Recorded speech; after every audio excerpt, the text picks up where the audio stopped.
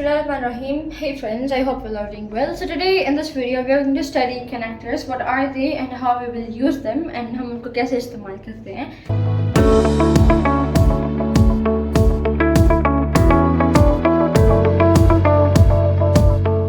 English में connectors वो words होते हैं जिनका हम यूज़ करते हैं टू सेंटेंसेस को ज्वाइन करने के लिए.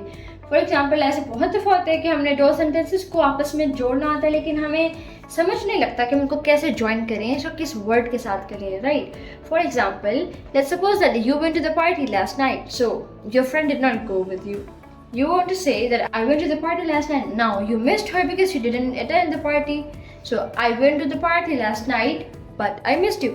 So यहाँ पर हमने दो सेंटेंसेस को एक साथ ज्वाइन कर दिया and what we used a connector. But हमने बट की मदद से दो सेंटेंसेस को ज्वाइन कर लिया. सो कनेक्टर्स यूज करने से इंग्लिश बोलते हुए व्हेन यू स्पीक इंग्लिश और even you right in English, बोलते हुए और लिखते हुए इंग्लिश में कनेक्टर्स यूज करने से आपकी इंग्लिश बहुत फ्लुएंट हो सकती है and you can speak and write English very fluently. So to study connectors let's start. अब हम एक फॉर एग्जाम्पल पार्टी में गए थे और अब हम एक इंसिडेंट नरेट करेंगे आपकी फ्रेंड को, because your friend did not go with you. Friend आपके साथ पार्टी में नहीं गई थी, तो आप सबसे पहले क्या कहोगे that I missed you. Why? Because you did not go to the party.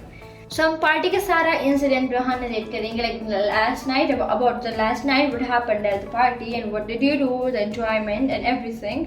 So हम कनेक्टर्स की मदद से अभी जो स्टोरी है जो पार्टी के बारे में वो आपकी फ्रेंड को आप बता रहे हो, right. So let's start. First आप क्या कहोगे कि I went to the party, like you missed her very much over there, so you will say that I missed you, right? Firstly, I missed you a lot. So you will start with firstly. What you will say that firstly I missed you a lot in the party. Firstly का मतलब क्या होता है? सबसे पहले तो मैंने तुम्हें पार्टी में बहुत मिस किया. So you will use firstly, which is a connector. So firstly I missed you a lot in the party. Firstly का मतलब होता है सबसे पहले. So moving towards the next one, to begin with. अब firstly की जगह we can use to begin with as well.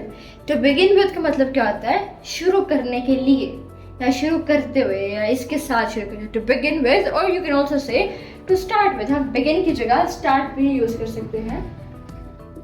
To start with or to begin with. To begin with, I missed you a lot, right? So you can use firstly as well as to begin with. To begin with, I missed you a lot. शुरू करने के लिए मैं तुम्हें बहुत miss किया. Or you can also use that, for example, if you are talking on the topic of violence, so you can say to begin with there are 250 plus cases on violence, right? So you can use to begin with, which means शुरू करने के लिए. हमारा next phrase है besides. अब आप अपने friend को बता रहे हैं that firstly I missed you a lot, या फिर आप ऐसे भी यूज़ कर सकते हो like for example पार्टी में बहुत क्राउड था, तो पार्टी बहुत क्राउडेड थी. So you can say firstly the party was very crowded. अब वहाँ पे बहुत ज़्यादा क्राउड था, रश था पार्टी में, तो यू कैन से कि हर कोई वहाँ पर था. मतलब पार्टी में सारे आए थे लेकिन आमना के अलावा, आमना नहीं आई थी, बाकी सारे आए थे, राइट. सो यू कैन से to firstly or to start with, the party was very crowded and everybody was there besides Amna. What does it means? Besides का मतलब होता है इसके अलावा. Besides Amna, everybody was there. आमना के अलावा हर कोई वहाँ पर मौजूद था. Next, moreover. Moreover का मतलब क्या होता है? Moreover का मतलब होता है और. जब आप कोई बात करना चाह रहे हैं, आप बात कोई और बताना चाह रहे हैं या आप कोई नई बात करना चाह रहे हैं, तो आप ये क्या यूज़ करेंगे? You will say moreover. Like और ये हुआ है. Like for example अगर आप खाने के बारे में बात करते हो और पार्टी में खाना बहुत अच्छा नहीं था, राइट. सो आप कहोगे moreover. Like अब वहाँ पर हर कोई था लेकिन आमना नहीं थी और खाना भी अच्छा नहीं था. So you can say moreover the food was not great. Everybody was there in the party besides Amna. Moreover the food wasn't great. So you are talking like अब आप बात कर रहे हो कि और खाना ज़्यादा अच्छा नहीं था, राइट. सो जब आप कोई और बात करना चाह रहे हैं, अब आप कोई नई बात ऐड करना चाहते हो, सो आप यूज़ करते हो moreover. इसका मतलब होता है और. however का मतलब क्या होता है? फिर भी. लाइक आप कह सकते हैं कि फिर भी मुझे लगता है जो नेक्स्ट पार्टी थी, जो अगली पार्टी थी, उसका खाना बहुत अच्छा था. सो however I think the other party's food was great, was very good, right. So however का मतलब क्या होता है? फिर भी मुझे लगता है कि जो हमारे साथ नेक्स्ट पार्टी थी, जो हमारी अगली पार्टी थी, उनका जो खाना था वो अच्छा था. सो however means फिर भी most people are confused between moreover and however.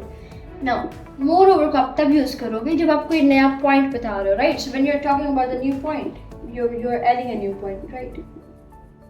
So you will use moreover. And however आप तब यूज करो when you're comparing something, जब आप दो चीज़ों को compare करते हो, so you will use however while comparing.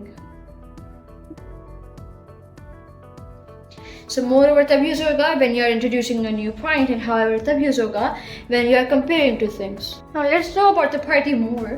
अब आप पार्टी में गए थे, आपने किसी से बात करना शुरू किया, आपने खाना खाना शुरू किया आपने, तो वहाँ पर आपने दूसरे हाथ पे देखा, दूसरी साइड पर देखा कि कोई दो लोग लड़ने लग गए आपस में, right? So there were two people fighting with each other, right? तो आप क्या कहोगे इंग्लिश में? इसको यूज करोगे on the other hand. हम इसको इंग्लिश में बोलते हैं on the other hand. Like you will say on the other hand the two people started fighting. आप इसको इंग्लिश में कहोगे on the other hand. Like दूसरे हाथ पर दो लोग लड़ने लग गए, राइट? तो इसको भी आप तब यूज करोगे जब आप कोई नया पॉइंट इंट्रोड्यूस कर रहे हो, जब आप नया कोई पॉइंट बता रहे हो, सो you will use on the other hand, दूसरे हाथ पर। मैं खाना खा रही थी और दूसरे हाथ पर दो लोग लड़ने लगे। I was eating my food and on the other hand two people started fighting. तो फिर क्या हुआ? अब पार्टी में जो लड़ाई हो गई थी मुझे वो नहीं देखनी थी, या आपने वो लड़ाई नहीं देखना चाह रहे थे, राइट? तो आपका उससे मूड खराब हो गया, आपने खाना नहीं खाया ना, पार्टी से बाहर चले गए। सो यू विल से इंस्टेड। अब आप इंस्टेड यूज करोगे, सो you will use the phrase instead. And instead हम यूज करेंगे लाइक मैं लड़ाई नहीं देखना चाह रहा था तो मैं पार्टी से निकल गई, मैं पार्टी से चले गई, राइट? बाहर चले गई। सो you can say I didn't wanted to see people fight, instead I left the party. So instead का मतलब क्या होता है कि इसकी जगह, लाइक मुझे लड़ाई नहीं देखनी थी तो इसकी जगह मैं बाहर चली गई, right? So I didn't want to see the people fight, instead I left the party, मैं चली गई, राइट? तो इंस्टेड का मतलब होता है इसकी जगह। तो हमारा नेक्स्ट फ्रेज है लाइकवाइज। लाइकवाइज का मतलब होता है इसी तरह या मेरी तरह। लाइक अब फिर क्या हुआ कि लड़ाई हो रही थी तो मेरी तरह बाकी लोग भी लड़ाई नहीं देखना चाह रहे थे, तो बाकी लोग भी उठ के चले गए पार्टी से, right? So likewise many other people left the party. इसी तरह या मेरी तरह। हम लाइकवाइज तब यूज करेंगे जब दो चीजें एक जैसी हैं, like when two things are same and there are two things, so you will use likewise. तब यूज करेंगे जब दो चीजें हो रही हैं एंड वो एक जैसी हो रही हैं, so you will use likewise. Next, as a result. As a result का मतलब क्या है कि नतीजे के तौर पे, like you will say result, उसका रिजल्ट क्या हुआ, राइट? पार्टी खराब हो गई, सो आप पार्टी में पार्टी सारे लोग छोड़ के चले गए एंड उस फाइट की वजह से पार्टी खराब होगी। So as a result what happened, party खराब होगी, राइट? तो रिजल्ट का मतलब होता है नतीजा, कि नतीजे के तौर पे उसका क्या रिजल्ट था। Next, therefore. देयरफॉर का मतलब है इसीलिए या लिहाजा। लाइक आप अब जिस फ्रेंड को आप ये बता रहे हो तो आप उसको क्या कहोगे, like therefore it's good that you didn't कम, कि लिहाजा अच्छा है कि तुम नहीं आई, या फिर इसलिए अच्छा है कि तुम नहीं आई, right? So you can say therefore it is good that you didn't come. और next phrase is finally. Finally का मतलब होता है आखिर में, लास्ट में, राइट? फाइनली को हम तब यूज करते हैं जब कोई चीज लास्ट पे हो रही है, लाइक जब कोई चीज आखिर में हो रही है, right? So will use finally. Lastly का भी सेम मतलब है, लाइक लास्टली आखिरकार और आखिर पे। तो हम इन दोनों को तब यूज करते हैं when something is happening at the last, like finally it's happening, right? So you can say like if you are waiting for your food in the restaurant, so you can say कि आखिर में 3 घंटे बाद मेरा खाना आ ही गया। So you can use finally and lastly both. इन दोनों का same meaning है, like at the end or at last. Finally and lastly means आखिर में, और जब कोई चीज़ आखिर में हो रही हो, when something is happening at the last, so use finally and lastly. So these were the connectors in which we studied that आप अपनी बात को जोड़ कर कैसे बता सकते हो और लिख सकते हो. So I hope you understood and I hope you liked the video. So give it a big thumbs up, and if you are new to my channel, so kindly subscribe to my YouTube channel and also press the bell icon. I will see you in the new video with a new topic. Till then, take care. Allah Hafiz.